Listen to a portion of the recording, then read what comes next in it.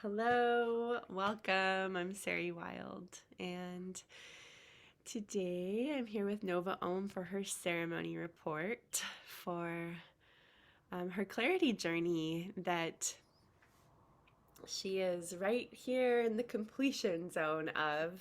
So everything is just super fresh and ripe and just feeling the emotions high. She and I just had a little check in last night and this morning, and I'm just noticing like how her voice is like extra yummy, which like if you know Nova, like that is like how did she take it to the next level?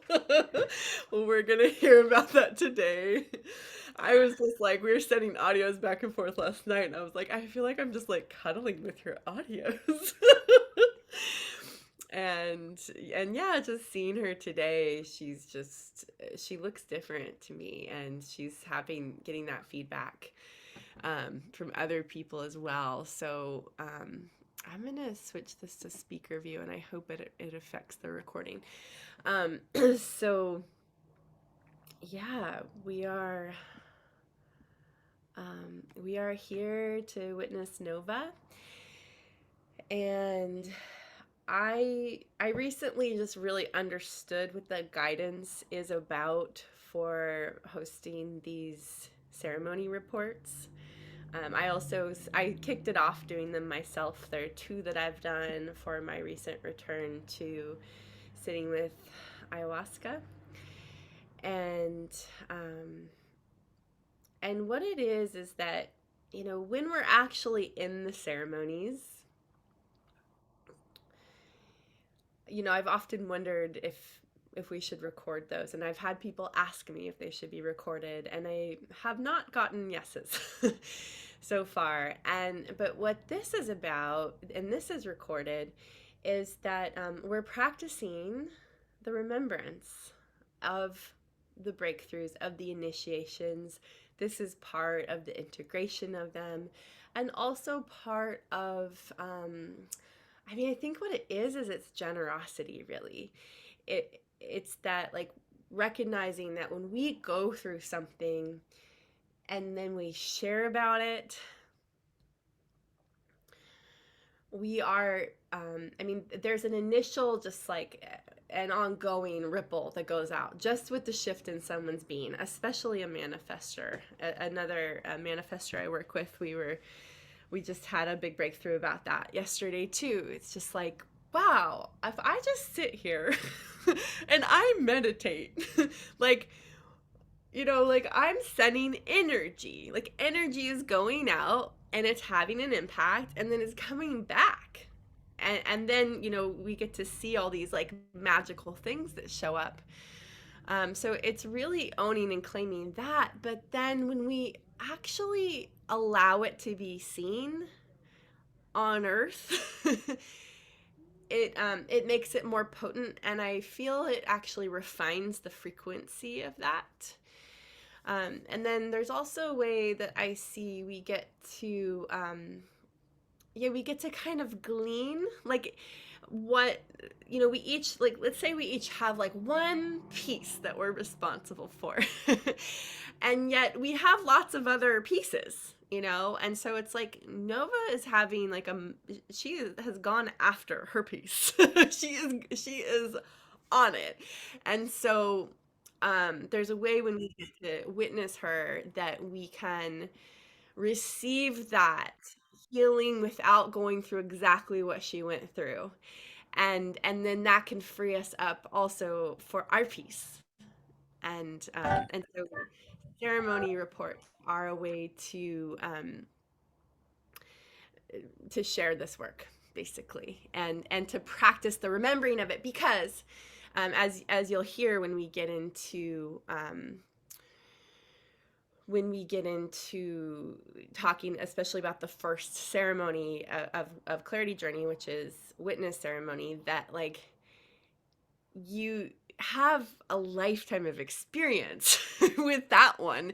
It's very familiar, which is why it's so hard to, like, shift out of it And we're not actually shifting out of it. We are actually supporting with awareness that pattern to evolve and develop into the fuller expression of what it's really been trying to be. Like, take it, the only thing we're taking it out of is we're easing it out of a survival strategy.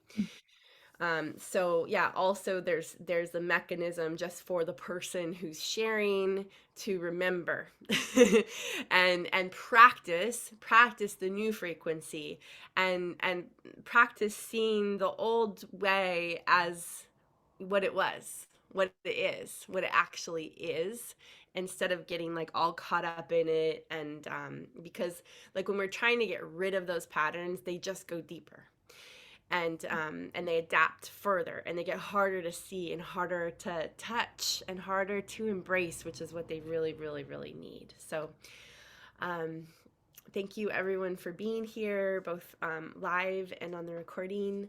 um,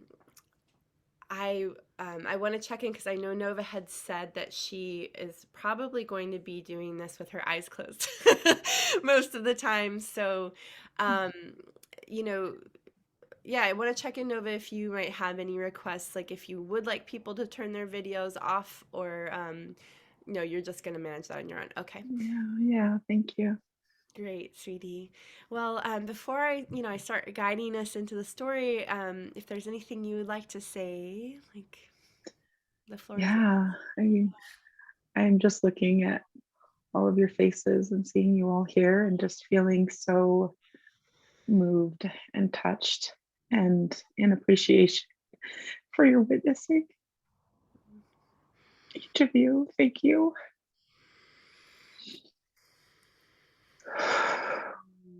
I feel so loved right now. It's supported It's and what? honored. Oh, honored, yeah. Mm, yeah.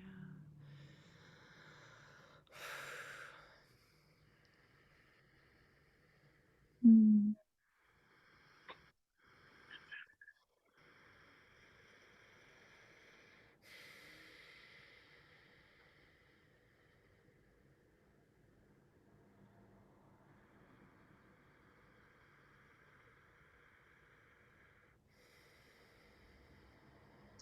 I'm ready.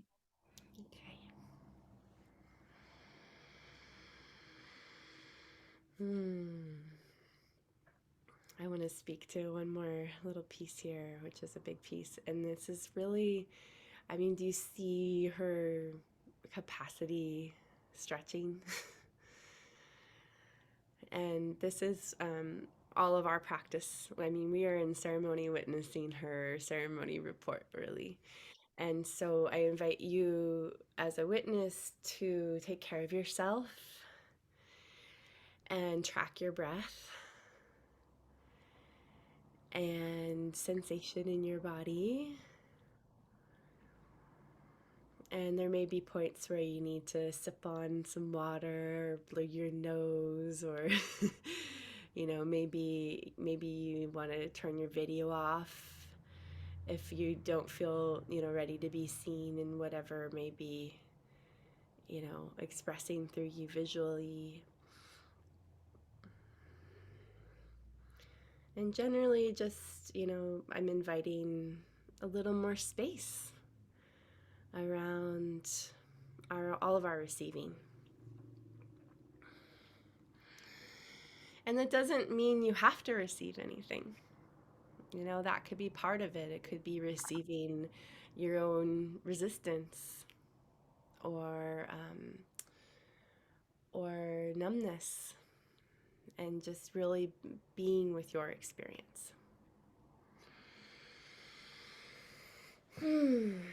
All right, sweetie. So, where I'd like to start is with an overview of where you're at Mm, before, like in your life before you mm, embarked on Clarity Journey. Like, what was it like? What did you think you needed? mhm. And what were you doing to try to get there and get what you needed, what you thought you needed. Hmm. Mm. It's actually kind of hard to access that now. Yeah. So I can do one question at a time if you like. Or no Just, question. yeah, I know I feel comfortable with the questions. It's just that I just feel so far from that. It's hard to remember. But I remember being really busy, Mm. um, being very, like, working really hard at personal growth and up leveling, and just feeling like I was trying to get somewhere where I could feel relief. Like if I just put everything into this thing, business or romance or whatever the things were, if I could just put everything into that thing, then things would start working. And I was just constantly chasing the next thing that needed all of my effort.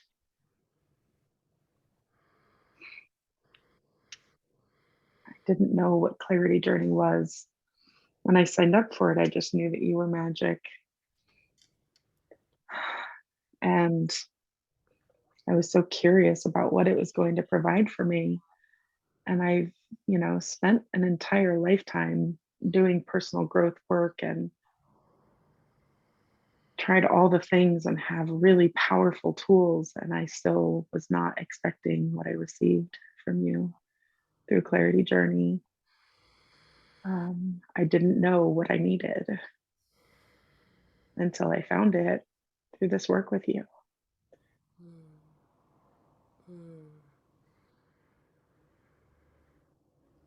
I kept trying to find the next thing. Mm-hmm. Yeah, so I'm curious, like, what kinds of things did you think that you needed? I hear that you were like, it sounds like it was constantly shifting for you, like, Yeah, oh, it's this, now it's this, and like yeah, what kinds of themes you see. yeah. It definitely was always changing. It was like, you know, there's this analogy that's coming to mind about like, like trying to pin something and it just keeps moving. And so I keep kind of chasing it, trying to like pin it,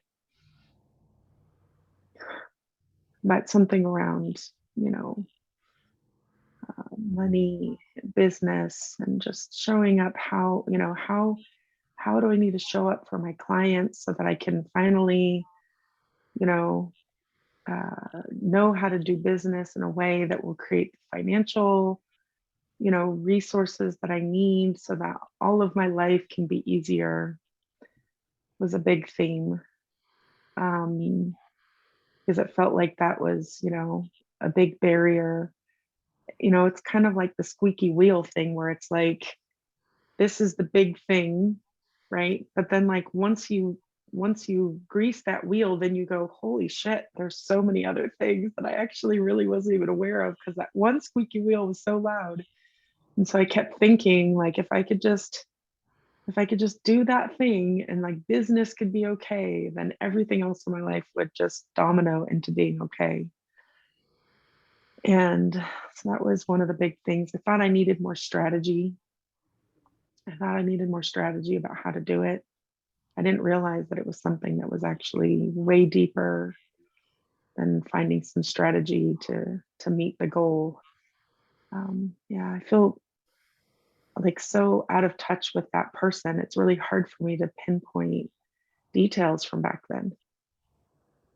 Mm. Mm-hmm. Cool.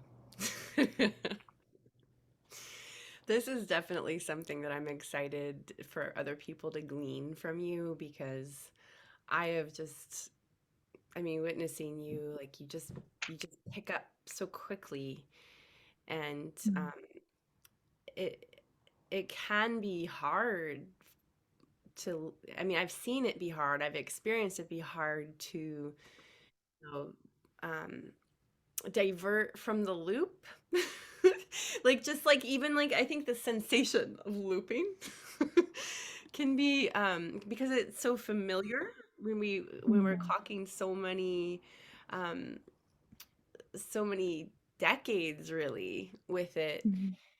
that yeah, it just can feel hard. But it's like you have me wondering, like, does it have to be that hard? And not to use it to invalidate when people are having a hard experience of it, but I also just, yeah, that's what I'm excited about, is this frequency to just be like, oh, she was ready. She was just ready I'm so ready. in it, and it's Mhm. happening. Mhm. And it's going to be more palpable, I think, as we get into talking about Mhm. pattern. Yeah. Um, Mhm. okay, so yeah, I feel like we're ready to transition into talking about your pattern. So I'll just preface what witness ceremony is about real quick. Um, so witness ceremony is, I mean, I first, it first started coming through um, in my recognition that, like, I could just see. Actually, there was a manifester client of mine. The first call I had with her was 2 hours long. And when I got off of that, and it was just like a consultation call, and it was just supposed to be like a little quick, like kind of chemistry check in. And I ended up letting her tell like this 2 hour long story. And afterward, I was like, what have I done? Like that, like, talk about like frequencies going out, and particularly because I didn't have a container for her. But Mhm. I saw like, oh, like there's this really big piece of us that just is like needs to officially tell the story. And the story of our problematic pattern that, you know, doesn't change seemingly no matter what we do. And I see this as a rather universal experience where we're like trying to heal it, trying to fix it, trying to improve it. And like we make progress, but then it's still there. And for me, I called it the residue. It's like, yeah, I look like I'm really impressive. I've come a long way. And yet it's like this little like caked on enamel on the inside of my life channel is like plaguing me. Mhm. So that's the really the foundation of what witness ceremony is. There's just having that experience of like, okay, tell me all the stories that you may hear yourself repeating them to people, and it's like we're just kind of like trying to get it out, like talking to our friends, talking to our family, talking to our coaches, talking to our, especially our therapists, like, and it's just like, but what is this really getting me? Is it, and it can start to have a quality of like renewing it. So there's that. And then also the process that unfolded that I was shown is that um, we reduce it all down. So there's usually about an hour of storytelling, and then the pattern starts to come into focus. And so we reduce it down to a statement of what actually happened, what happens. And then we track the, so for me, actually, mine is people love me and leave me. That's like what all my stories were. They all got reduced down to that. People love me, they leave me. And there can be other steps in there, but it's like that's the essential anatomy of what happens for me from my historic pattern. And Nova will share hers in a moment. And then we track the neural pathway of it to get to the benefit, because there's a benefit. There's like an essential, just precious benefit to it. And that's why you can't change it and you can't get rid of it. And it's something rooted in survival from, our early years. So yeah, and then once you see the benefit, it starts to come into focus how you do it. So you get the precise pattern of what happens, why you do it, and how you do it. And then the really radical guidance that came through is to do nothing about it for like a month. Do nothing, don't try to change it. because it goes so deep. It'll go deeper. It is like the ultimate protector of a very precious, tender part of you. Um, so yeah, Nova, I'm getting chills just with this recognition. Like watching her go through this was like so mind blowing for me. I have a lot of warnings in my work and a lot of reminders, and I'm always like ready for, people to have the crisis experience. And she just freaking, I feel like she just lassoed up her pattern, and just she somehow just kind of stopped doing it for the most part. And she did loop a little bit, and actually I kind of looped for her at a point, which was a really interesting thing that we caught. I was like, "Ooh, I'm doing your pattern. I'm like saving you from it." So we had a realignment there in our agreements. All right, so Nova, would you, if you're feeling ready to share what your pattern is? Yeah. So what I learned is that my pattern is that I'm going to say the whole thing. Mine is kind of long. Yeah. Um, Okay. And oh, let me say, because I didn't say, there's what happens, and then mm, there's the benefit. So the full mm, statement, mm, has both of those in there. yeah.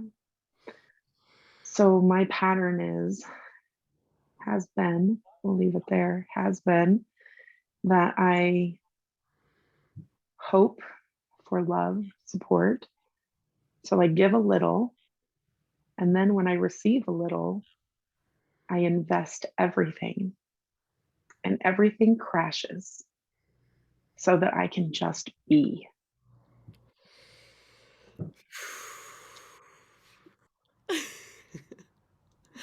So here's a body tracking moment to just check in with yourself. I mean, I've got full chills, and I already knew what it was.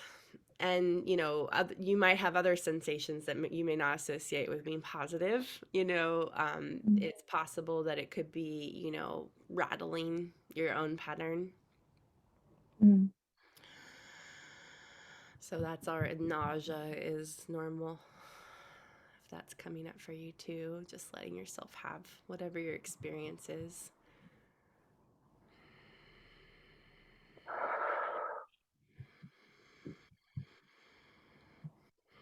I wonder what that was like for you to speak that, sweetie. yeah, it felt really interesting to speak it.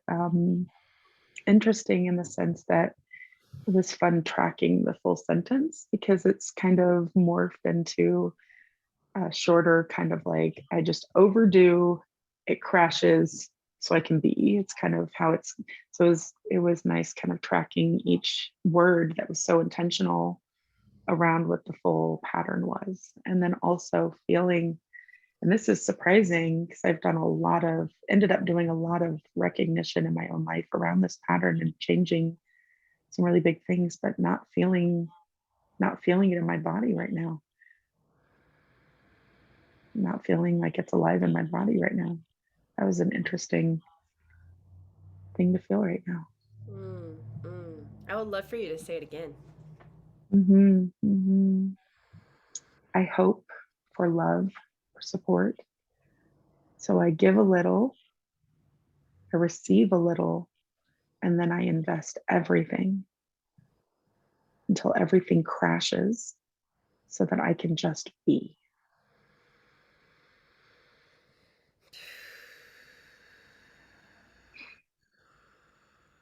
Mm, mm,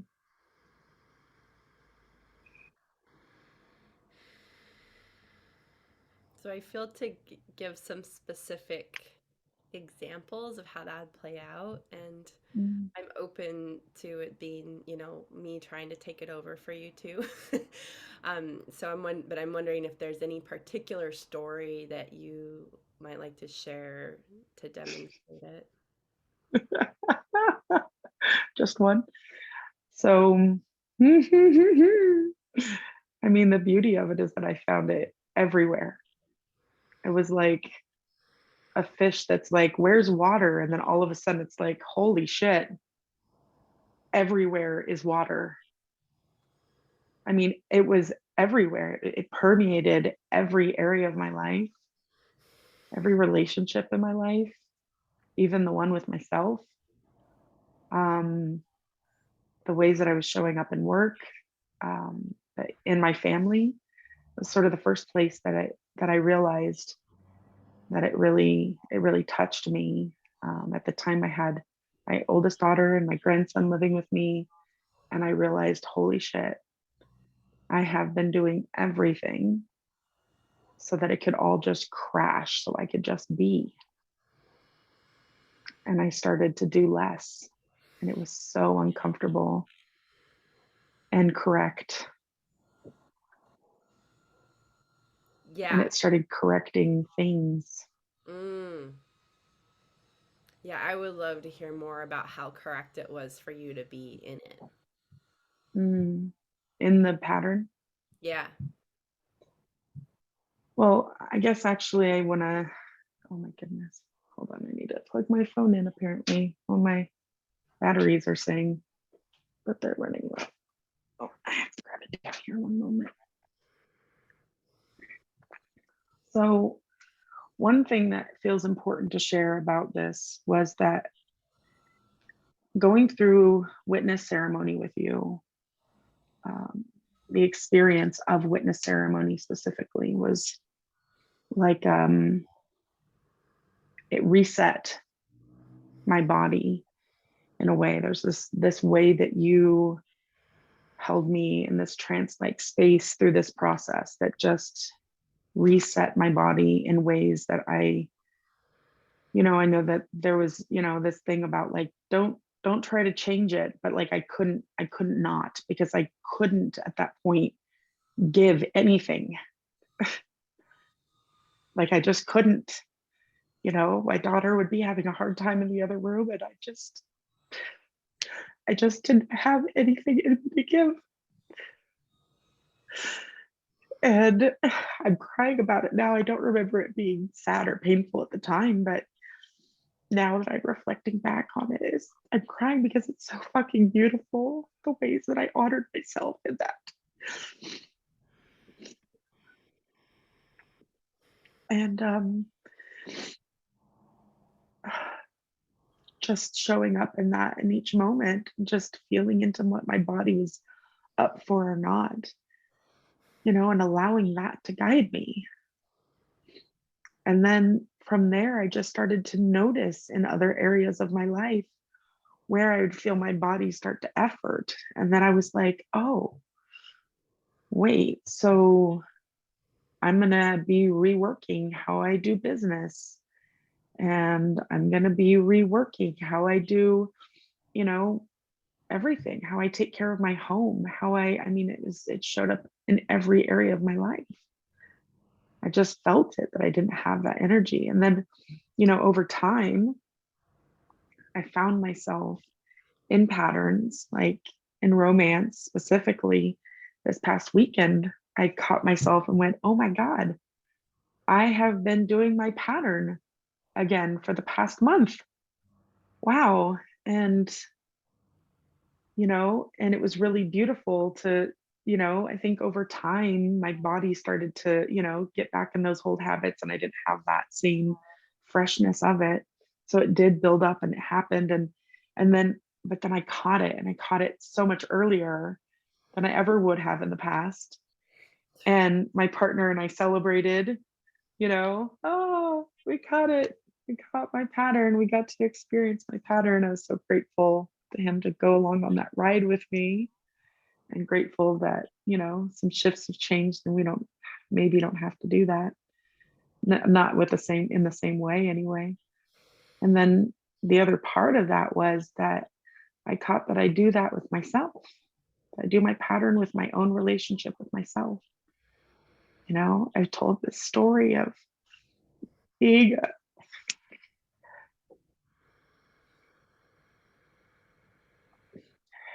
being a manifester and being intense and being on a cross of consciousness, that this is what it looks like and this is what happens.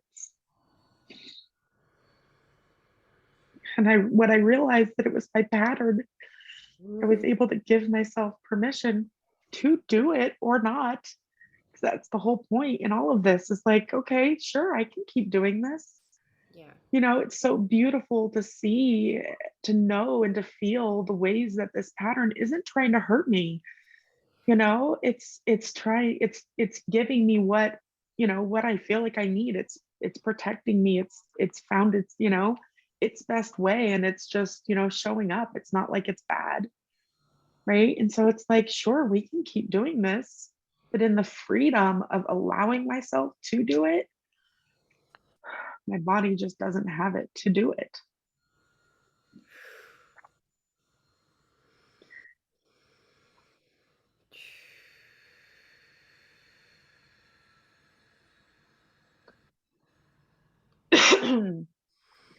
I found myself really curious after I noticed that I was doing this pattern with myself.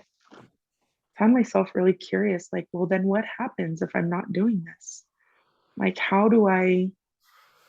am I still powerful and potent and impactful and personal growth? And like, how does all of that work if I'm not working so fucking hard? And then this week of just being in myself in this new way has uncovered little powerful opportunities. And I'm like, oh, that's how that works. I actually catch it sooner now, and it doesn't build up and become this huge thing that requires all of this effort and investment and trying and all of that. Because when I'm in this state of being and I'm in this like connection in with myself in this way, I catch the things earlier, and then they're just little powerful moments along the way rather than being disconnected from myself and it building up into this giant thing that then, there's all this resistance and trying, and it's like stepping on the gas and the brake at the same time, and really hard, and when I'm not doing that, when I can just be without all the investment and the crashing and all of that required, and I can just be, it's such an easy and more potent experience. I mean, as a manifester, the greatest impact that I have is peace. And this is peace. Mm. Thank you, sweetie. So I can breathe there and allow some space. And I can see that it's like she's already getting into the next ceremony. Mhm.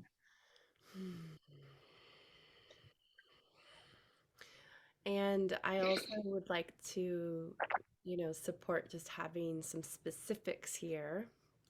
Mm. Um, and I see a question about like how you do it with yourself. And Mm. I'm remembering actually reading that question. So if you'd like, I'd be happy to share how I saw you, Yeah. when you were catching it that way. Yeah. Um, I would love to share a little bit, and then I would absolutely love your reflection because Yeah, it's really beautiful to catch what you see, great. to It's hear what my you see. preference to hear what you have to say. Hmm. Oh, beautiful. So, how I was doing it with myself, and this is what I've been kind of feeling into, even just today, earlier, doing some more exploring of that is I have a lot of in human design, I have a lot of first lines. I do a lot of foundational. So I'm going to build a little foundation here. Start from the foundation anyway. Mm. So I would have a sensation in my body, and I would go up in my head to get away from that sensation And when I'm up in my head and trying to mentally make sense of it, and trying to understand it and control it, and all of the things that can happen to disassociate from that feeling that was actually happening in my body. And I would feel in my body there would be, this resistance, nervousness, all of this stuff. And so it would just throw me in these loops of trying to do something about it, trying to figure out what to do in my head. I would go so fucking hard in the work with it. Like I I can do intensity. Like I have capacity for intensity. And this is actually a piece that we found too, is that, and this was from Sari sharing her own edge. Like my edge isn't intensity and capacity and stretching. My edge is actually just being, that's where my edge lies. But so I would just put, I could throw myself into this and I would. And I felt like I was going hard and I was doing all the things to get to this point. And that was sort of the pattern that I experienced. I'd love to hear your reflection, Sari. So super specifically, I think I'm recalling, and if I'm ever wrong, you can let me know that as the clarity was coming in, you started, I mean, you were going back and forth between like, I'm not doing anything in my business. Oh, actually, I've got like this idea of what I want to do. And so you just like at one point charged into setting up a website Mhm. and just like did all these things, and then like a couple weeks later you were like, I just can't even like Yeah, it's just none of this. yeah. It was after, I think it was after harvest ceremony. I went and looked at my website and I just had like a few little tweaks to make, and then I was going to launch my website, right? And Yeah. it had all the things in it. I was so proud of it. And instead, after harvest ceremony, I opened it up and I was like, this is an alien. I don't even know what's happening in here. Like, what was I saying? What is that? Like, why was I going to do that? Like, I don't even know what this is. Close it back down. Never mind. Never mind. Yeah. Yeah, so there was that energetic investment chasing after, the money and the business, Mm. and it was still rooted in like the alignment that you were receiving, and but it was like, yeah, it had that over investing quality to it. What I noticed was, in the beginning, after witness ceremony, there's another important piece that I want to mention. Let me turn this light on. There's another important piece that I want to mention about our witness ceremony. That was such a surprise, and still is every time. Um, my body was in such a state of reset after the ceremony. It was really, really delicious and powerful. And then the next day, or maybe the day after, I started bleeding. And I didn't even know that I was bleeding because I had no symptoms at all. I had no pain. I had no PMS. I had nothing. And I don't know how, I'll just share that PMS is actually a symptom of like stuff being off in your body. And so I knew about that and I was aware of that. And it was kind of on my peripheral to maybe do something around that. Oh, that's a yummy little, I want to tag that and come back to that. Um, do something about it. How different that feels now saying it than how it used to feel when I would say that. But I wanted to do something about that, and then ended up doing the ceremony with you. And this, I mean, I have a third line body in human design, and it just felt like witness ceremony just like cleared out all the shit that did not work. It was like, oh, so none of that is actually going to work. And now I have this opportunity, like burned it all down this opportunity to re-enter into things in a way that does work, right? So I have this, I start bleeding and I'm just like, I have no symptoms. I have no pain. I have no bloating. I have nothing. Like I didn't even know I was bleeding. The whole time I was bleeding, I forgot that I was bleeding until I would go to the bathroom and be like, oh shit, that's right, I'm bleeding. Like, what? And still, all these months later, I have the same experience. I have no symptoms. Like my body, it was such an incredible reset. And it just speaks to me of the volumes of the reset of this work that was done and the ways that my body just is different because of this work that we did together, because of, yeah, that initiation into this new way of being. Mm. Yeah, and this is reminding me because I want to be careful to not make it sound like it was so easy for you because your environment was like perfect at the time because you were so in it with, your Mhm. daughter and your grandson and then and Yeah. you guys got puppies in the middle of that. Um Mhm. and and then you and I were in our process of getting over, invested Mhm. with some other projects at the same time. And so, um, the way that you were talking about at the time was like, oh, well, as soon as this stuff clears, like, I'll have Right. so much energy for my business and our projects. And Mhm. like, and yet you were doing like so much at the same time already. And, and then once they moved out, there was this kind of like like you had been imagining that you would just be like charging Mhm. even more and have Mhm. more energy, but there was just like a way that your pattern was like so manifested in your environment that it Mhm. was like holding you so that you were Yeah. experiencing it constantly. And it was still Mhm. impressive to see you in it. Mhm. Because it is really common for like right when people like in that month of their witness ceremony, following their witness ceremony, that like everything just like kicks up and it can Mhm. seem like fuck, did I do something wrong? It's like I relate it to like it's like a Mhm. detox. It's like all the Mhm. toxic stuff like rises, and I think that was happening for you, but Oh, yeah. because your capacity was already so huge for the resistance in your field, like yeah, it did look relatively smooth from the Mm. side. Mhm. Yeah. Oh my gosh, there's this, oh, as you're sharing this, I'm recalling all the details. Like I said at the beginning of the call, I was like, I feel so disconnected. I don't even remember that.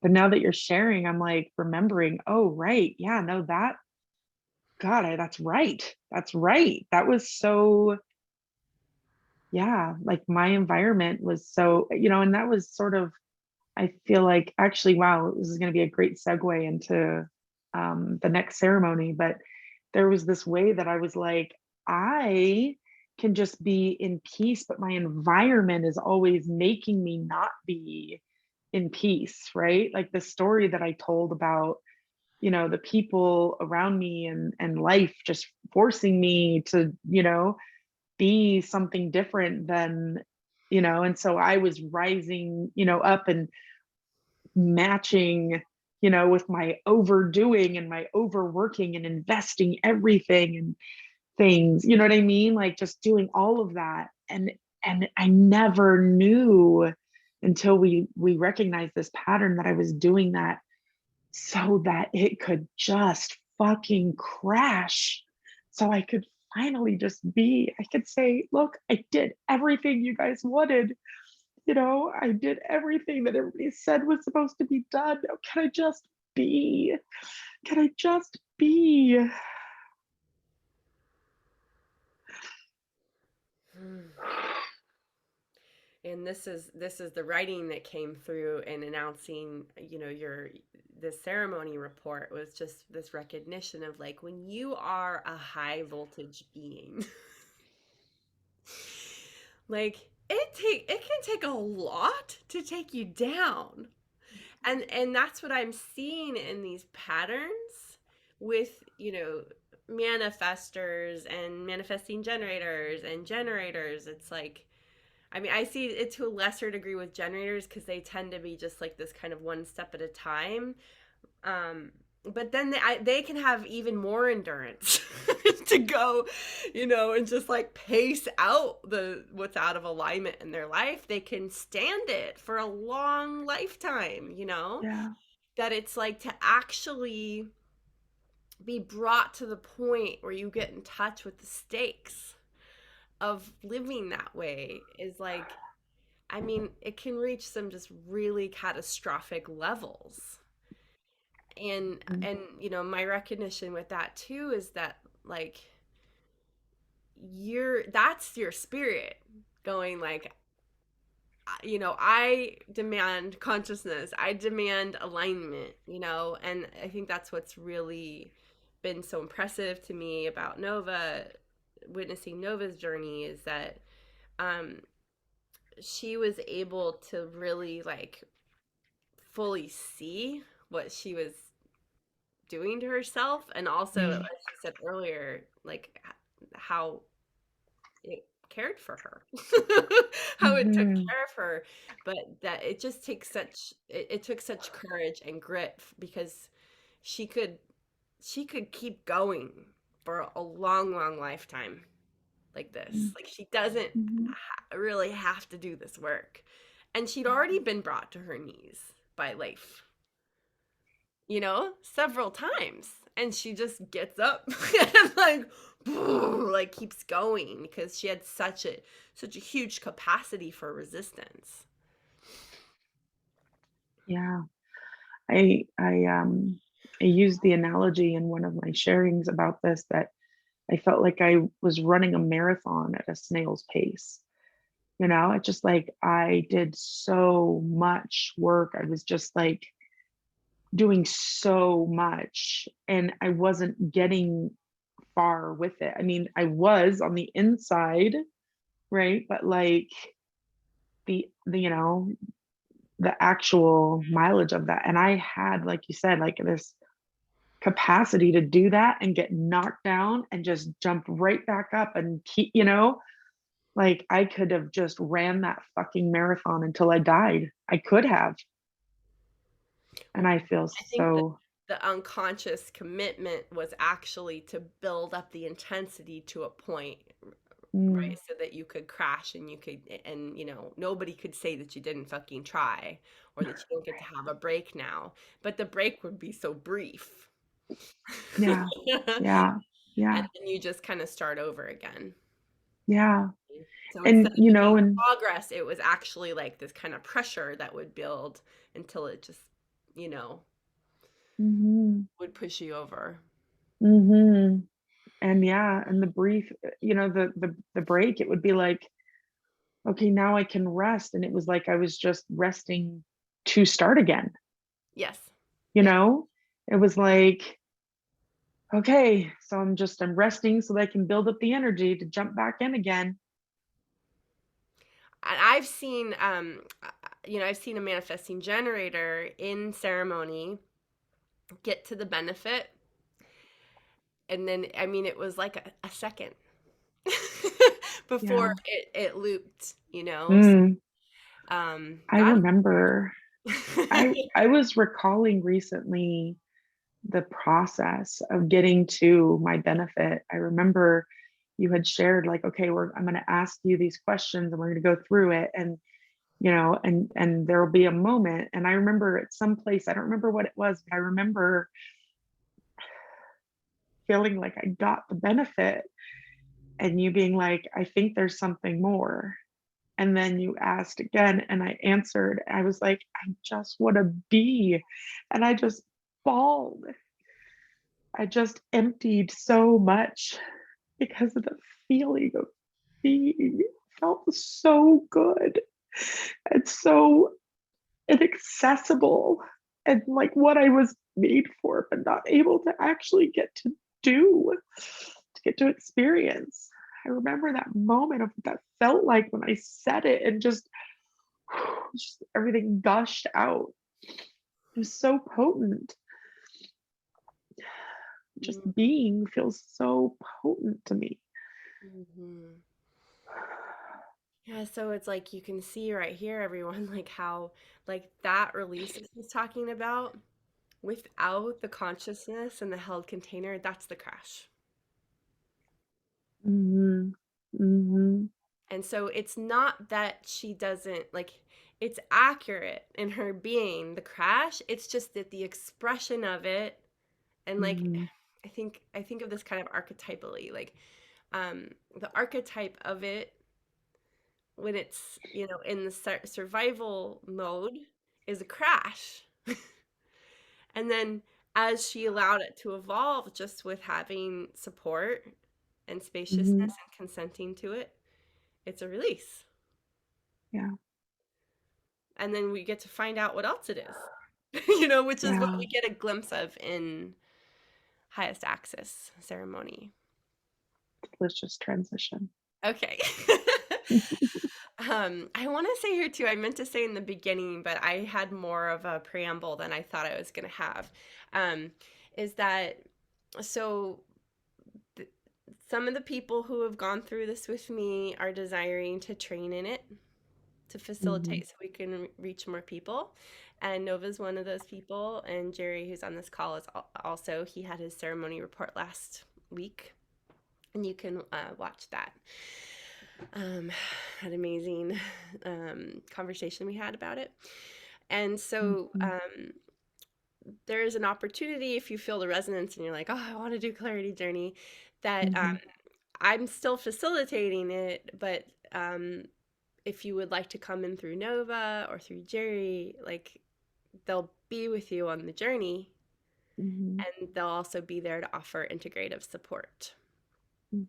So, yeah, just dropping that in and, as it ripens for you, if this is something that resonates, you can reach out to Nova if you're Mhm. feeling you would like to have her, on your journey with you.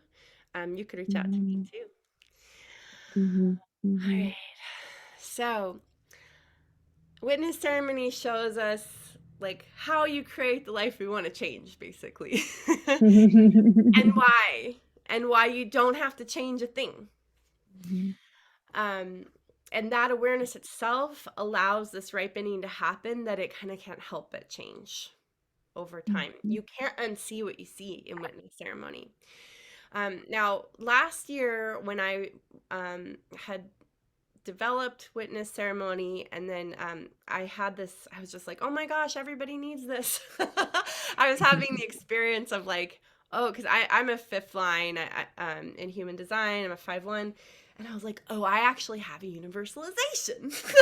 Because I'm also on the cross of individualism. So I've like just had this kind of staunch, like, stake I put in the ground, like nothing's for everybody. And so it was really bizarre to be like, oh my gosh, everybody could benefit from this. So I went through and I created witness ceremony as I did a video with my colleague Amy Harris, who went through it with me. She kind of as my guinea pig. She's a third line as well in her profile. So, and we created this facilitation of witness ceremony as a video, but then it just kept not feeling right to share it that way. And we did a little bit, but what I realized is that as no turning, I mean, okay, witness ceremony is no turning back. It's no turning back. You can't unsee that. But because you have so much experience with it, if you don't go and get the other side of the spectrum, you're at risk for just like really just kind of like being in a kind of purgatory with it and having Mhm. trouble stepping forward. Um, Mhm. and because it'll keep adapting and you can see it, but so it's just kind of like nothing works anymore. But so highest access is the other end of the spectrum. It's the commitment that if you committed to embodying that frequency, so highest at your highest access point, frequency point, that eventually your world would match that frequency, and so it would manifest in that, to the tune of that. And it is an inventory of all of your desires, because in each desire, even contradictory, even ones that are like impossible, with the laws of physics and earth as we know it, are they carry a trace of that highest access point. So I'm also desire, motivation, and human design, and desire is kind of like the core of all. It's kind of like the motivation of motivations, even for the transference, I would say, of innocence.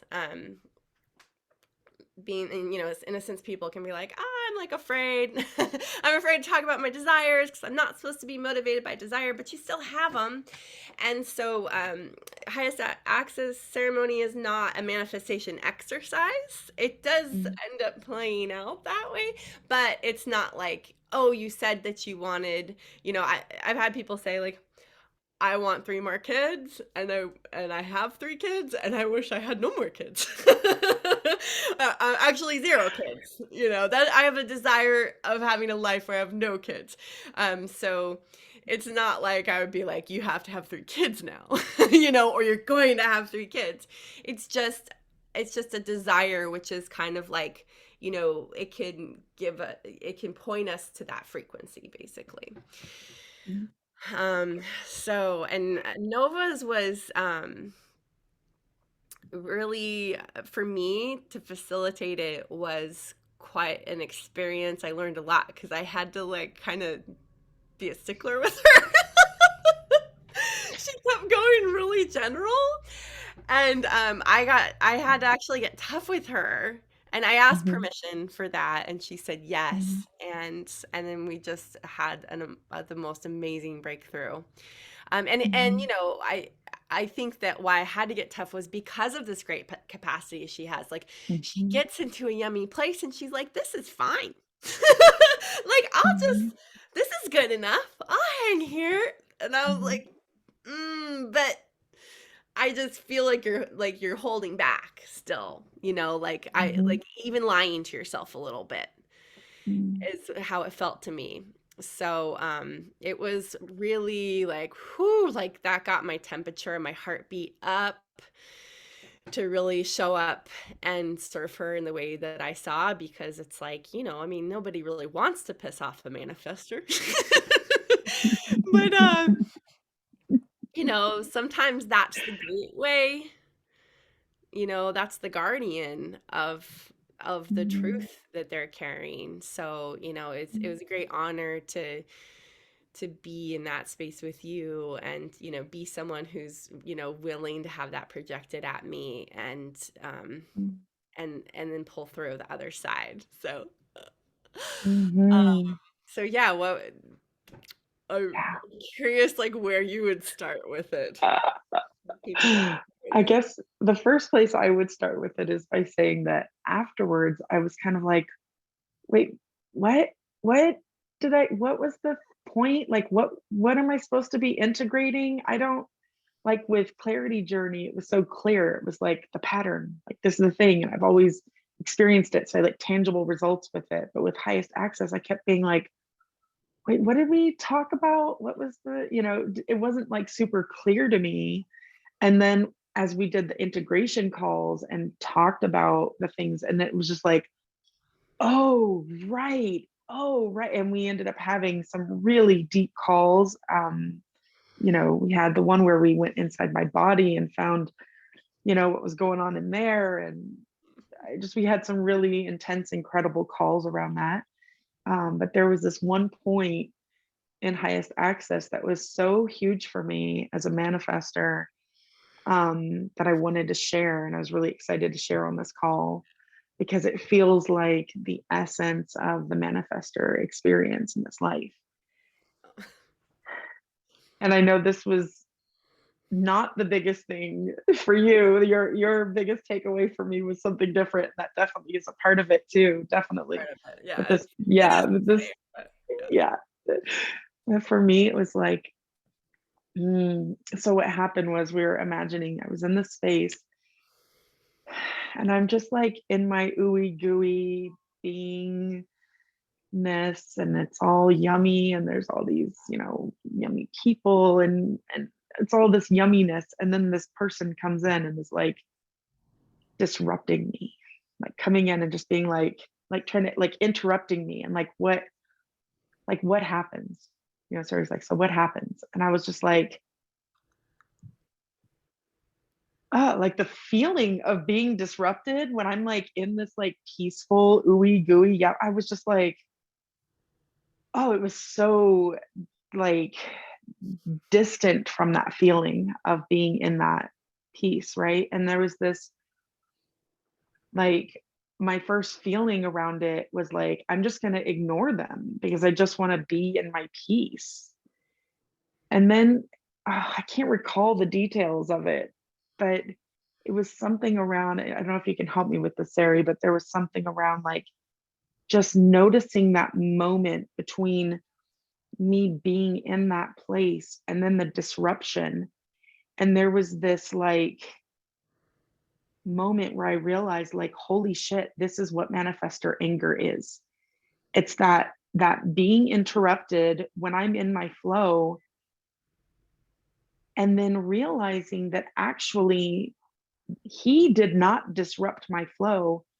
I disrupted my flow by allowing myself to be interrupted. And so if I can just hold that, right? Like hold like, okay, so he's wanting something from me. Okay. That doesn't mean I have to do anything about that. As manifestors, we're not here to respond. I don't have to do anything about that. So then what happens if I don't do anything? And it felt like there was this pressure like, how long can I just sit in this place and not do anything? Like, how long can I just be undisruptible?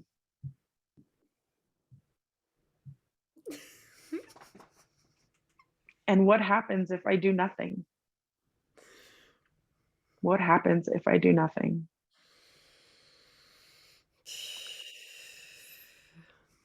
I feel like a sports commentator. Let's back up. Let's see what she did there. Yes. You ready? Oh my gosh, I'm getting Yes. Okay, first thing that's so fascinating to me is so I don't know if you caught what she was saying of the space she was in. She was describing her desires for like for this there's this environment. Mhm.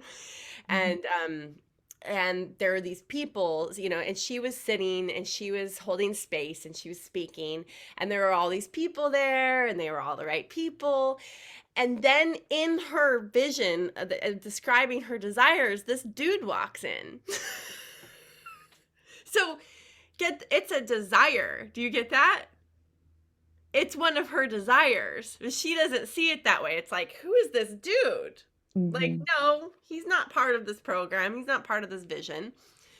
And he's just like, so there's this peaceful, beautiful wisdom is flowing, so much respect. And then there's this guy Mhm. who like needs attention. He's like, blah, blah, blah. Like comes in.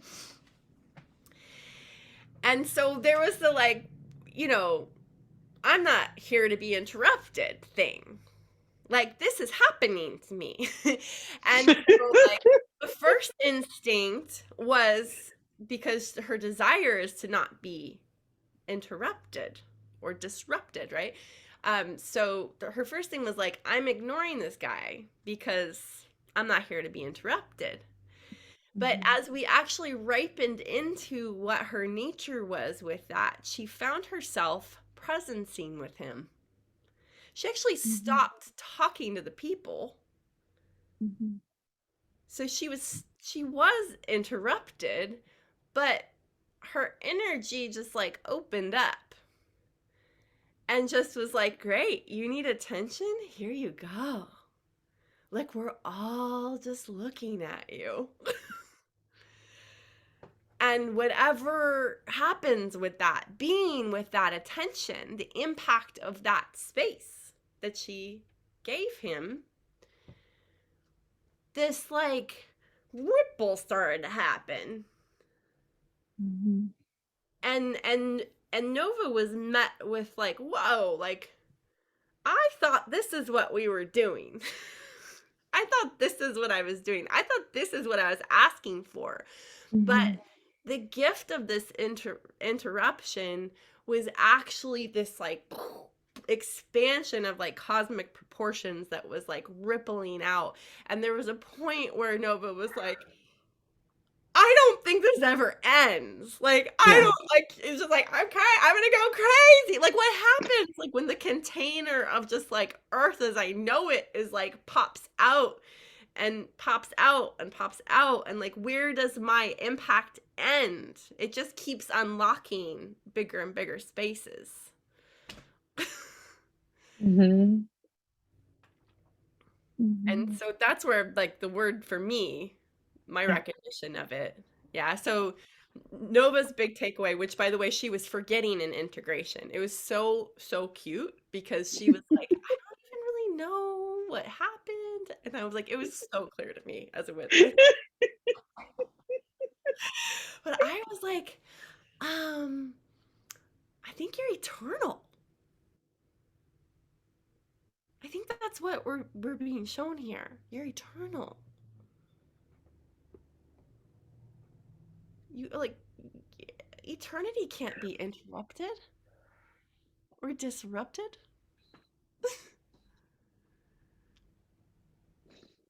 And so her pattern is just like this little protective game, right? Like that's like a speck compared to like what she is. And then this is where I was saying like, yeah, this is universal. There's a universal quality in everybody's, by the way, so that we can receive this. But like, this is the impact of Nova. It's like, this cross of consciousness manifester being like allowing the consciousness that she's eternal.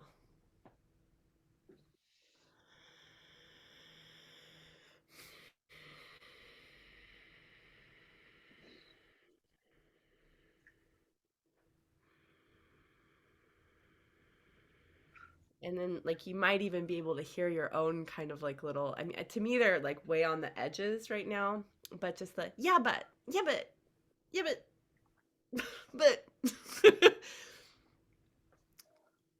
the spirit, that eternal spirit is just like, go ahead and ask. Go right ahead. It makes no difference. I mean, it makes a difference in our experience of ourselves,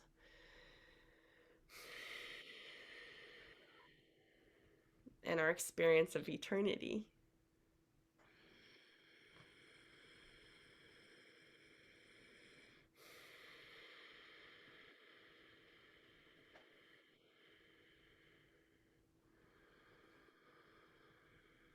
I'm remembering too that one of our integration calls, I think it was an integration call, but we talked about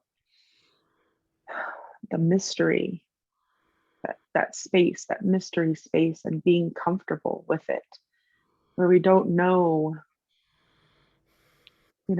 and for me as a manifester, feeling like there was some like expectations of me and business and things like that. And it's like, what if I let those expectations go? What if instead of showing up in business and saying, I can provide this result, what if I just said, show up with me and let's see what happens?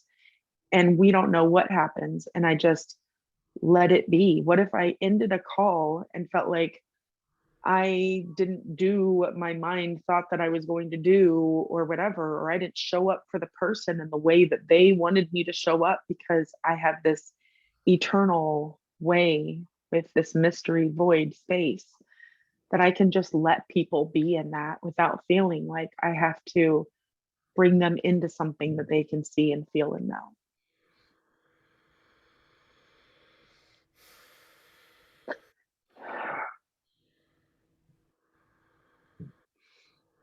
And you go first. Yeah. That's what allows you to do whatever you do. And you Mhm. have lots of tools from all your years of personal growth and being in service. So it's like you can pick up a tool anytime. But you, with your willingness and ability to go first in this, like, I receive, I am eternal, and I can choose to play little games. I can narrow it down. And I don't mean little that they're bad or that they're insignificant, but it's just like, you know, that you know you're doing it.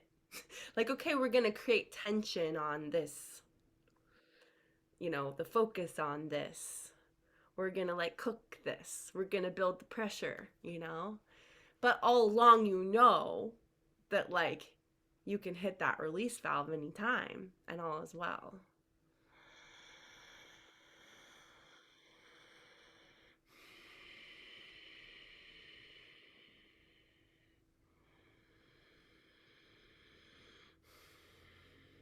I feel like I kind of caught a verbal wave when I was, you know, with my open throat describing that, like, you're eternal.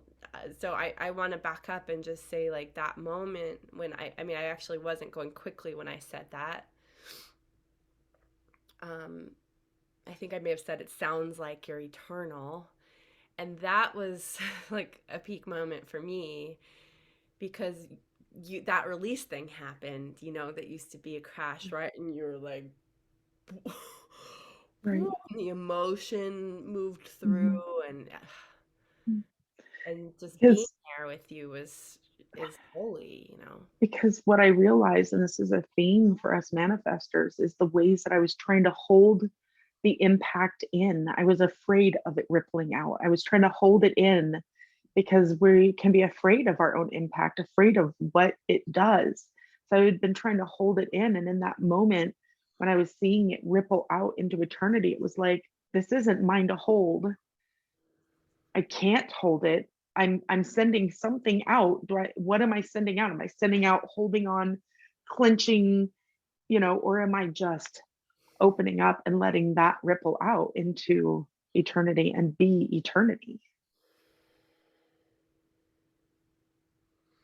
Yeah, and the picture I got was it was like it just ripped a hole in reality, basically. It was like, and that I could feel that really valid fear of like, wait, like, am I doing this? Like, am I destroying everything? Hmm. And I Yeah. think that's, I mean, I say it's valid because, yeah, like, you could. And that's Yeah. how also we can see just the beauty and the brilliance of your pattern and how you limited yourself previously in your life because it was like a training ground.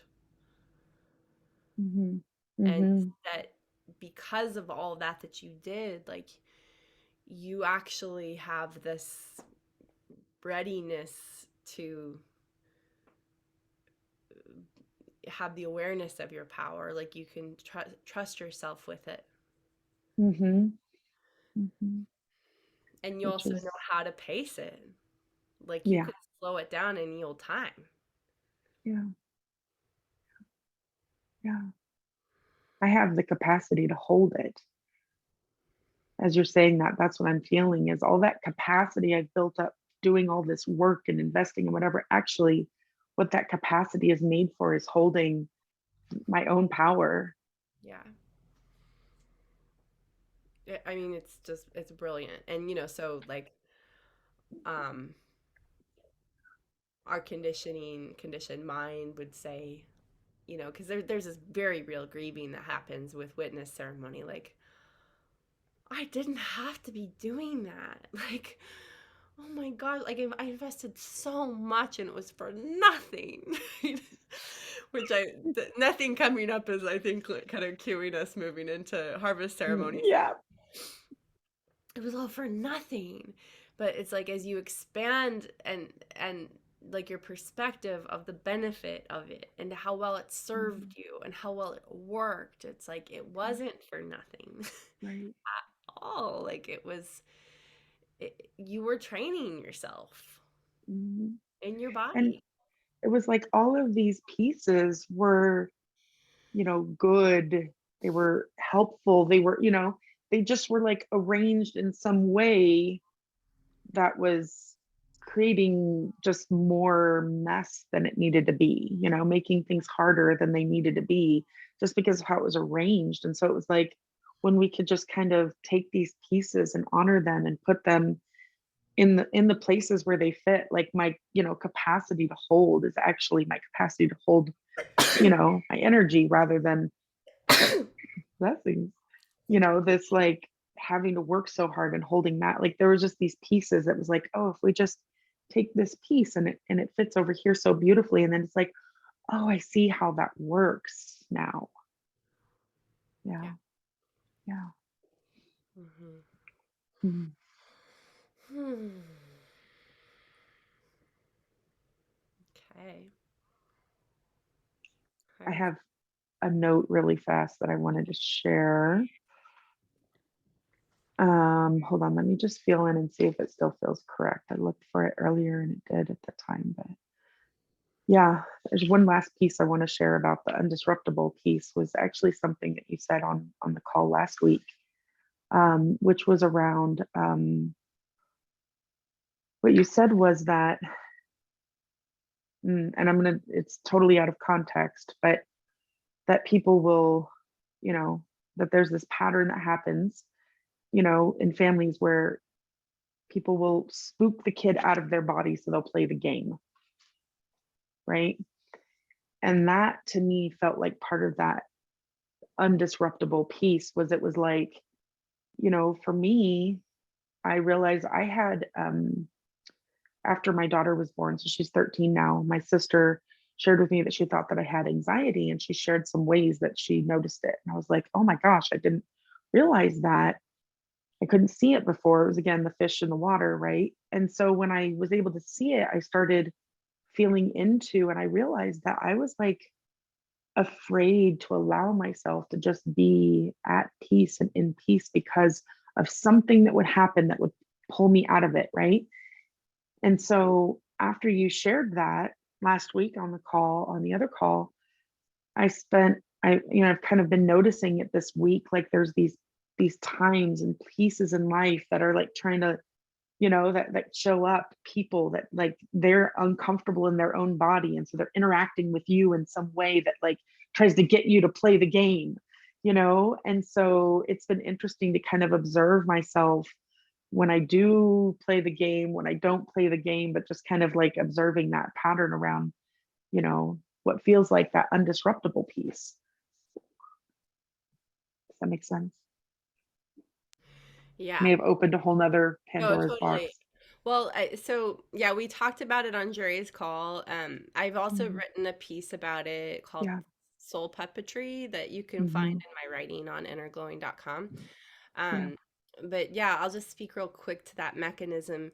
It's that like when you're in your body and you're with somebody who has been habitually out of their body, they're Hmm. relying on you to leave your body so you can like trade Hmm. around with them. So, and this is what happens with kids because kids come in and then their parents have this conditioning from their parents, and the parents do it because they're trying to be safe with their kids, right? So they're afraid of because of what happened when they're in their bodies, and then their parents would have, they would have this impact on them because basically like you've got someone in their body and you've got somebody not in their body, then the person who's not in their body is like has nowhere to go and they get pushed back into their body. And then that starts a detox process in them depending on how long they've been leaving. That they don't have capacity for their own voltage, their survival strategies, or like literally energies that they're packing in their body. So that feels really scary. I think a lot of times people feel like they're being possessed. Um, and so, yeah, like, so actually the scene with Nova and this man coming in and interrupting, Hmm. that was one of those, Hmm. right? Like, if he came in and Nova like even left her body to keep talking and to ignore him, like that Hmm. would have maybe regulated him. Hmm. But instead, she stayed in her body and Hmm. everybody else stayed in their bodies and let him have the process like, I mean the pictures I get is like it can look like someone's having a seizure, or like some kind of episode. Um, and they may verbally say things to try to like scare other people and get them out of their body, or say, I'm really, really like, I'm in danger right now. You need to help me. You need to like leave yourself to like come over here. Um, so that's like what she was reclaiming in that picture. It was Mhm. like she no longer has to leave her body to survive. She absolutely did when she was a kid, because like her parents could not take the impact of that. And so she very wisely left her body. And then she spent her whole life building the capacity to be in there by building her capacity for other people to be dysregulated, basically. This feels like a yummy transition into Yeah. harvest, actually. I was kind of curious why I was feeling called to share it. And I was like, oh, maybe I diverted us to actually. Yeah, that was a really fun right variable draw on me. Um, I I want to drop in here too because it's been coming up a lot. There's this definition of a narcissist that I got from another projector, Holly Angela, and it just like hit the nail on the head for me. What is a narcissist? A narcissist is someone who regulates when other people are dysregulated. And so personally, my relationship with narcissists, what I've come to is like, if there's a narcissist, and if there's someone I'm saying they're a narcissist in my field, I'm creating them. If I'm allowing myself to be dysregulated, if I cannot stay in my body and stay regulated around someone, then they're not allowed in my space. Mhm. And I have a very high capacity. I mean, that's the work I do, but this is professional. So it's like, we're making agreements. And if people can't make these agreements and they can't show up and make the agreements to be in these containers, then I can't hold them, and this is also what allows me to do the work to, continue to be regulated so that I can show up, with people and break these cycles. So that's what Nova is demonstrating from her highest axis is, she stayed regulated.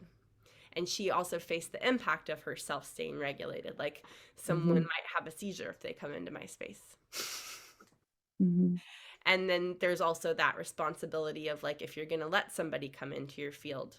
And my theory honestly is, especially with manifestors, that like once they fully are in there and they're walking in that way, those people can't even get close. They might Yeah. hit the edge of her aura and then they have their seizure, but they could be like a mile away. Mhm. you know Yeah. so, Yeah. and it's also occurring to me, this is the impact of having a website. Mm. you Mm. know so okay, so harvest ceremony is the integration of the two, of witness and highest axis. And I originally was, once I had both ceremonies, because my first ceremony I had was highest axis, and I used to call that clarity ceremony. And then I got had the experience with the manifestor in 2 hours. Where I was like, oh shit. And so I received that. And so for a bit, like Jerry came in when I was just doing witness and highest access ceremony. Um, but like my intuition just kept being like, there's a third one. There's a third one.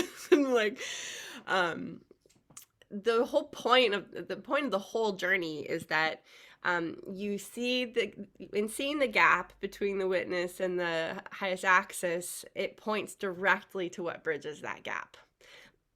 Like the precise work, if there is work to do. So like the whole journey answers these questions, and this is why I don't take a direction with anyone until they go through this. Do you even have deep work to do? I mean, most people are like, duh, of course I do. Why would I be talking to you? But it's like what I saw in going through this with Amy Harris is that she was already working with like a total wizard. Mhm. um, this man, Teo Alfaro, who's started a wolf sanctuary and is like, you know, has this whole, I think it's Toltec lineage. I could be wrong about that. But anyway, has like a legit alchemical with, you know, lineage that she was a part of, and she was working with him directly. Um, but she was blocked. And like the stuff she wanted to change wasn't changing. And what we found through her clarity journey was that she needed to ask for help with food. Like, which she didn't want to do. But because she couldn't unsee that, it started happening that her life actually made her ask for help with food. And then she had a breakthrough on the thing that she was stuck on. And then she actually could like uptake what she was getting in Teo's group and in working with Teo. So yeah, do you have deep work to do? If you do, what is it? and and like in Amy's case, like she got to get to the deep work once she addressed the thing that wasn't deep work.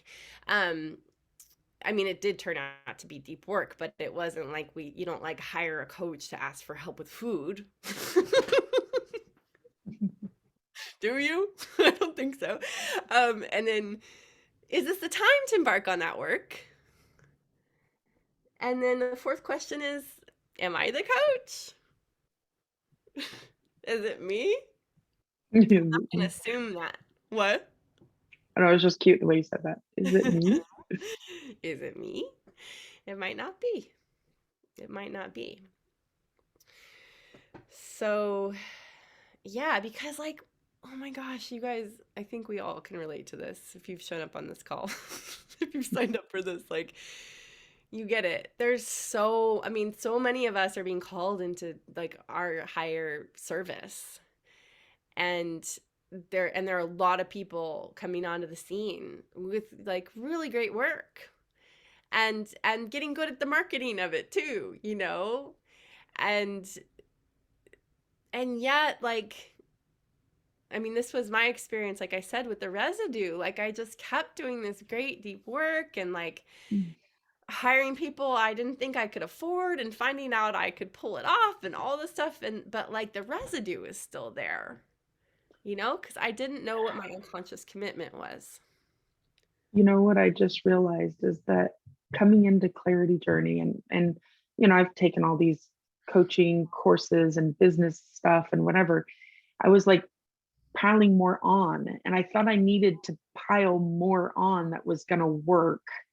But really what clarity journey has done is showed me, like, just taken all of that off and show me what was actually going on underneath, so that, you know, like, it actually showed me less than more. Does that make sense? So much sense. Yeah. So much like trying to pile more on. If I can just put more on, finally I'll have a thing that's gonna, it's gonna work. It's gonna, you know, I have enough.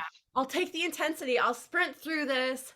I'll like I'll like raise all this money. I ask people for money. I'll sell my shit. Like, which, you know, these are legitimate ways that I teach actually to like, but you want to do it for the right thing, because it's like if you don't even know what the right thing is yet, and then we start to get apathetic. We start to like get this narrative like, oh, I'm not like this desire I have, this sense I have, the service I want to provide. It's like I'm tripping. Yeah. Or we can find something in our human design. Oh, well, I'm not supposed to, you know, because I have blah blah blah. Or this is just the way it is. And yet we have that soul feeling that just like keeps nagging at us, you know, like this longing. And so then we start putting our resources into shutting that down and bypassing. I mean, I think that's why spiritual bypass is like such a big deal right now. It's like the very thing that we're seeking to free us is like, as we're trying to relieve the detox symptoms we're having. Anyway, it's just a big mess. And I just feel it's really fiery for me. Mhm. Seeing like Mhm. good work being used and like Mhm. innocently for Mhm. the most part. I mean, most of the people out there stepping into being coaches and healers and guides and therapists and whatever are like, and shamans, it is well meaning, but it's like without this kind of clarity, we are in danger. And well, and this is also why it came through me because I became absolutely unwilling to contribute to that. Mhm. Like Yeah. bring people into the deep end and then it's not and their pattern is still adapting and sabotaging the good work. It could very well Mhm. be the correct direction, but if they don't have that awareness around what it is, like it will sabotage to preserve them in the way it Mhm. always has. So, yeah, you can tell I feel very Mhm. passionate about this. And I'm a fifth line I and I have a really powerful design. Like with I have the channel of initiation, I have the channel of transformation. I have the channel that Nova and I share of like chaos to clarity and back again. Most of it's in chaos and confusion. So it's like people would come into my space like I think accurately feeling that I could help them and I'd be like accurately feel that I could, but then the spin would happen. And so that's where I became just obsessed with containers. Like we need containers that can successfully support people in walking through those fires. And let's make sure we know the factors here. We know what's at play and we know why. Marnie said, Mm. "This is why I really felt when you said looping. I feel like I need to understand and see the pattern to refine my experience of life because I'm Mm. looping at this point." Mm. Yeah, exactly. I Mm. don't know why I just read that one comment. We do want to give some time at the end, I think, to, share our impact and even ask questions if we can. Mhm. All right. So yeah, I feel like we actually have like ripened this whole thing for the breakthrough for the harvest. We can like pluck it here Mhm. with harvest. Mhm. So yeah, I'm gonna hand this over to you to see where you feel to begin Yeah. with. Oh, I'm just looking through my notes that I took. That's the only ceremony that I took notes through because it was just on fucking fire. Um yeah, I don't actually feel like I have to look through them. There's just one piece that ended up being really powerful. Well, there was one piece that I want to share that was really powerful that you had said. I remember at one point, for most of the ceremonies, I had my eyes closed, and I remember just like envisioning myself as a fire that was like that felt bad and felt guilty about burning oxygen and burning wood. Like I felt bad about it. And I remember you sharing, you said, okay, I want to do a little exercise with you. Imagine the air around you and the molecules lining up to get to go through you, to be breathed in through you, to go through the Nova ride and come out transformed. And they are just lining up because they want to do that, because they want to ride that ride.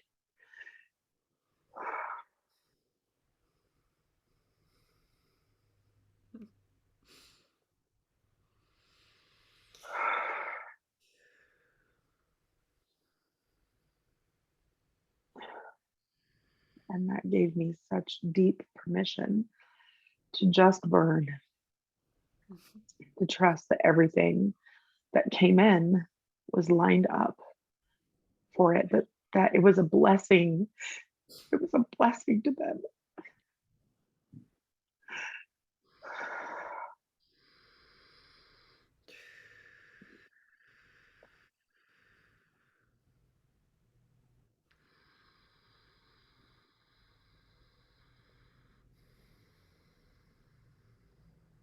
It's really interesting to feel this in the context of recalling the whole journey and the memories around the fear of my own impact and the way that I was trying to hold in, right? And then like experiencing myself as fire that not just was eternity, but was actually burning things and transmuting things.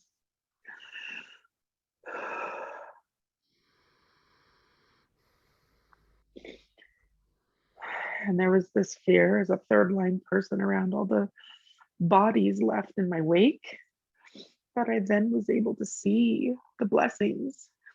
I had this story of, for example, my brother and I, when we were kids, as manifestors, getting all these kids to go out into the canyon and go play. Like it was so fun, and everybody got in trouble. And I used that story to stop myself from inspiring people to go out into the canyons and do things. But really, how can I know that that wasn't absolutely correct for them? That whatever it was that they experienced was correct for them.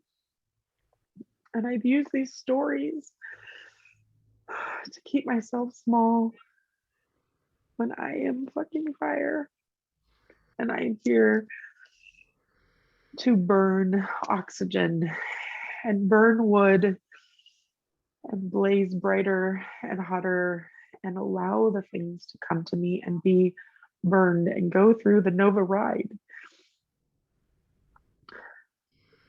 And I don't have to stop them, and I don't have to force the ride. I just can just breathe. I can just be.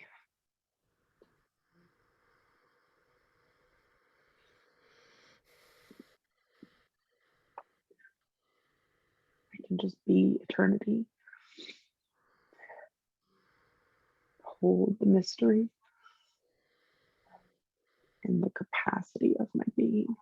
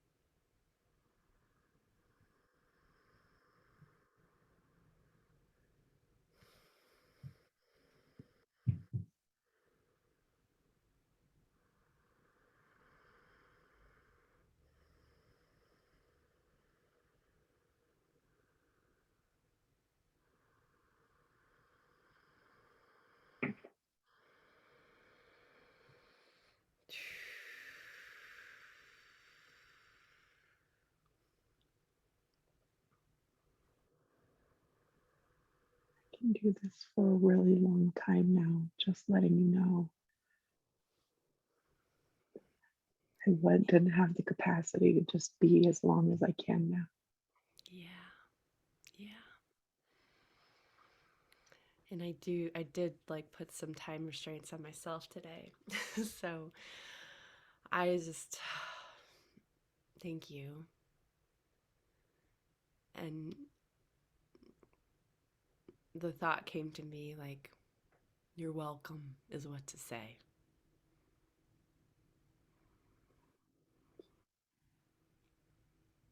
You know, like I, like you speaking like oh, me it's kind saying of you're like a fun welcome. transformation of I'm sorry is like instead of I'm sorry, you're welcome.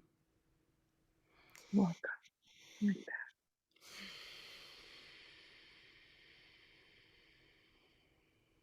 And yeah, there's the eternal experience right there. I mean, it's epic. without having to force it to be. There's no trying. It just is. I can just show up in my being and it just is.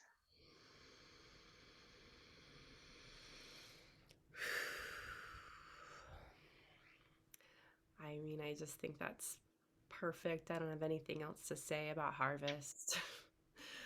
I'm still discovering what it is. And, even just showing up with you that day, I was like, oh, it was crystal clear to me what it was in the way that you showed up.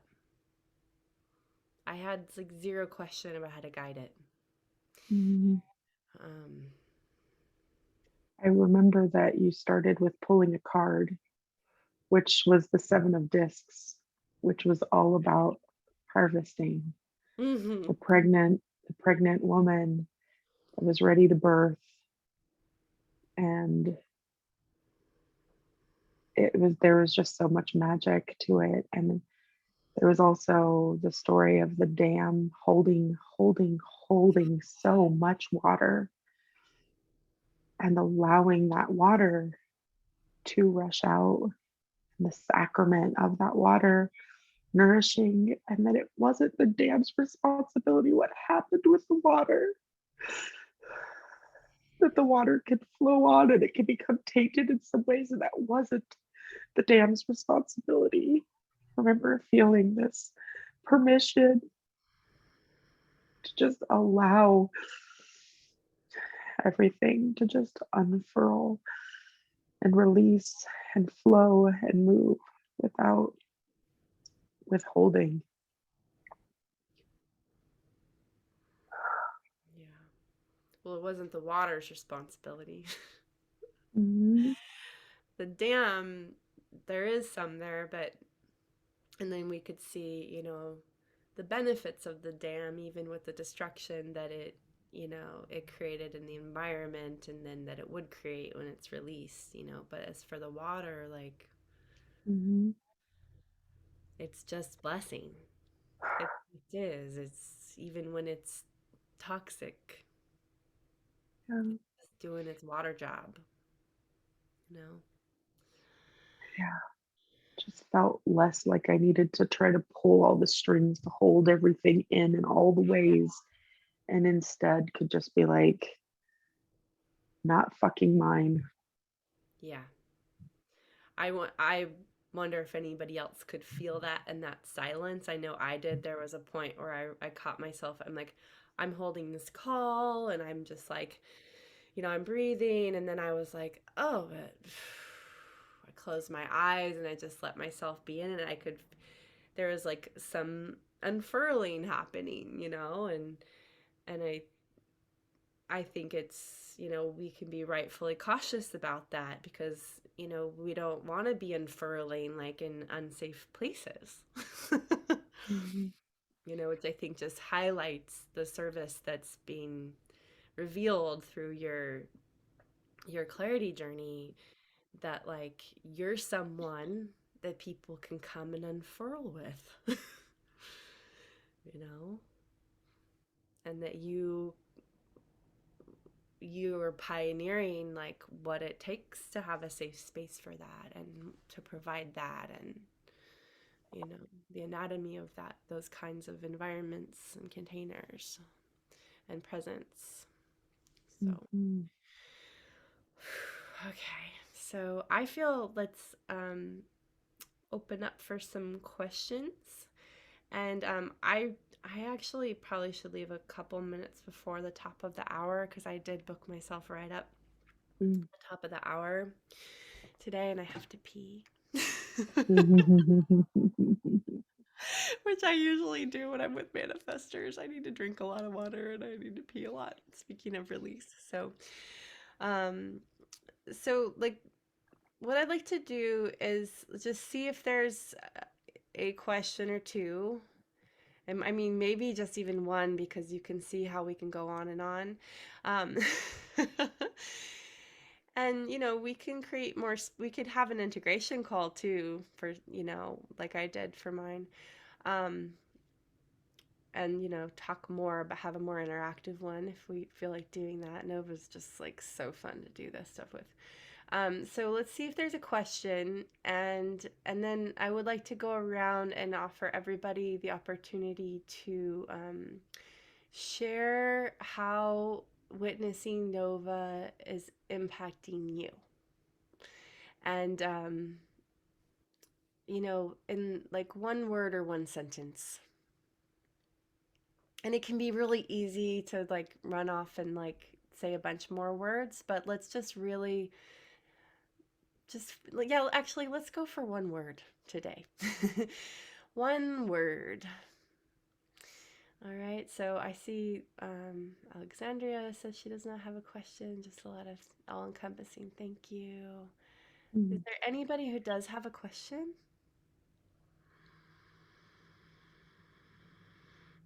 Maybe Juliet? Or you're just off for since you're in it? I'll share a word. And Okay, just okay. I've known Nova for a long time. Permission. That's my word. Mm. I love that. Okay, yeah, That's it huge, seems like honey. we don't have a question, but like, yeah, and it can take some time, and she's emotional, so we're all like in the emotions of it. So yeah, you can get in touch with either one of us as well. So thank you for kicking that off, Juliet. Permission, I love that one. Um, Anyone else? Hi. My one word, which it's hard to sum it into one word, I would say understood. That I, in my experience, so much of it, I feel understood. Because there was so much that hit so deep to what I'm going through. Sweet. Mm. I'm just gonna go through and call on people because it's gonna be too weird, I think. Jerry? Yeah, I have two words. Deep magic. Say it again. Deep magic. Deep, deep Deep. magic. Okay. You rascal in your two words. Cassandra? My word is grace. Mm. I felt that before you said it. I knew that you were going to say that. I love you. Love you. Leisha. Thank you, sweetie. Leisha, if you have a word you'd like to share. Well, grace is very significant to me as well, but it's a phrase that I'll just hyphenate, so it's one word. I don't have to try so hard. Oh, I see. Okay, yeah. As the 1-3 also with all the personal work and all the depth, and it's like that's piercing. Thank you. Marnie? Grace.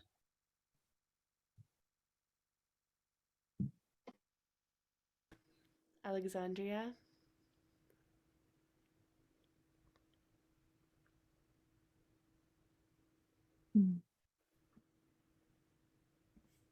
Maybe she said, oh, she might have a baby. And I see some written in here. If you'd like to speak it, you may, and if not, I'll go ahead and say it. Giovanna and Mary Rose.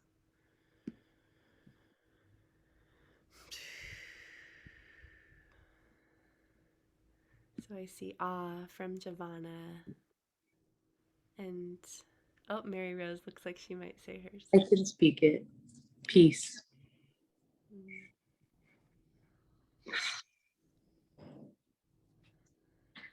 Thank you.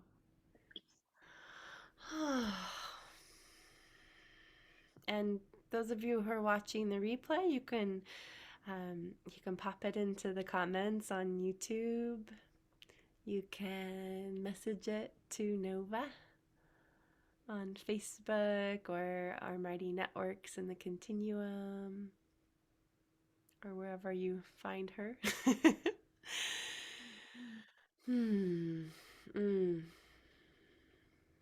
I'm just feeling into mine. Mm.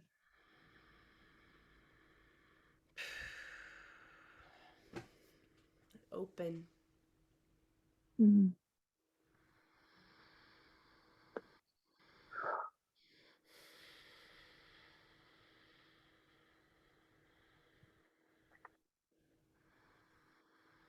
Mm.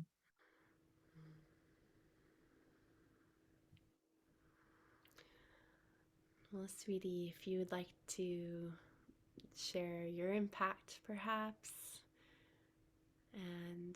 and then I want to say a few more words about, if anybody's feeling called to journey with you. Mm.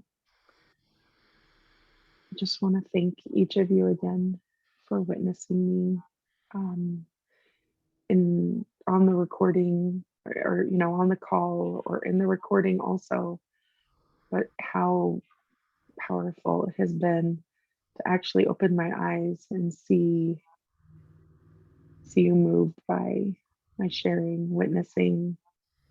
It is such an honor to be witnessed by each of you.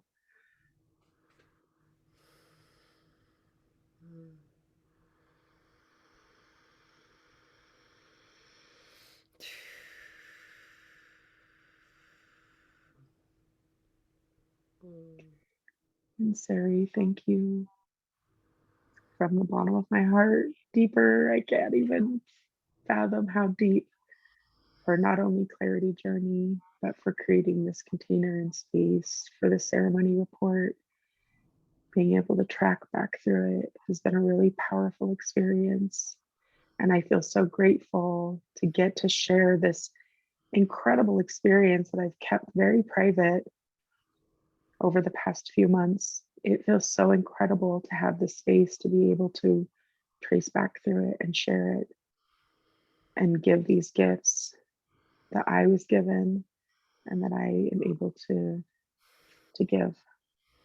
Mm. Mm. It's just such a profound privilege, to receive that kind of gratitude and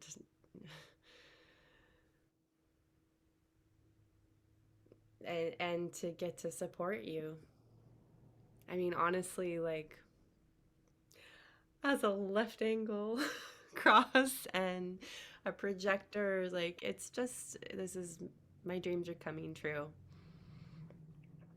There was a point in my journey to become a coach where I was like, all I want to do is have conversations with people. I just want to have deep conversations. That's it. That's all I really want to do, Mm-hmm. And there was permission for me in that of like, I can just do that, and then to actually be to the point where it's like, it's appropriate and responsible of me to do this professionally and charge for it and support other people to do that too. It's just like,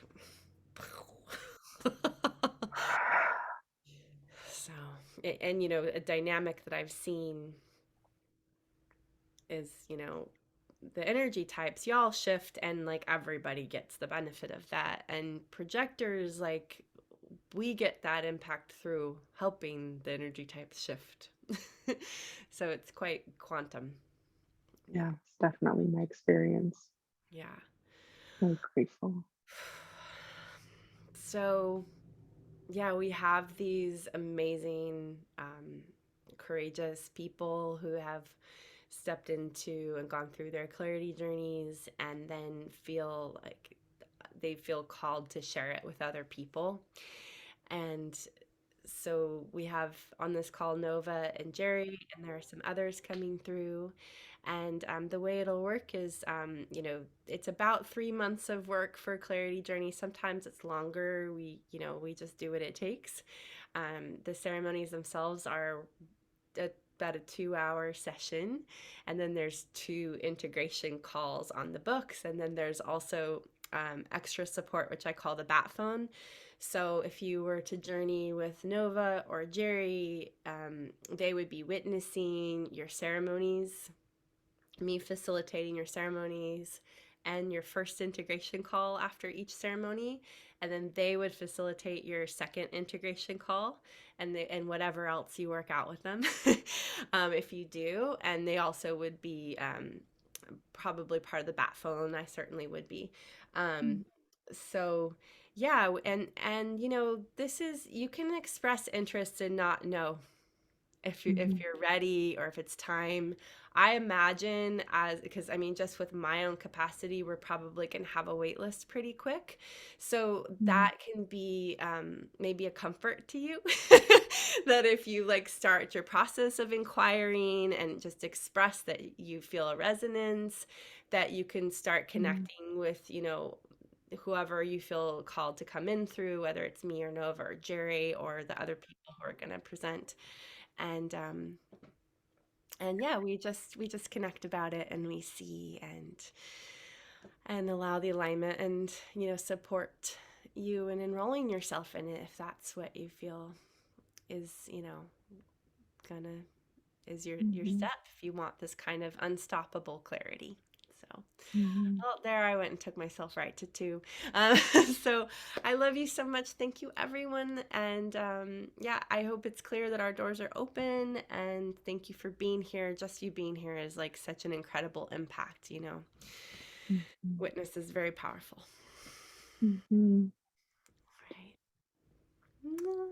I'm ending the call. Goodbye.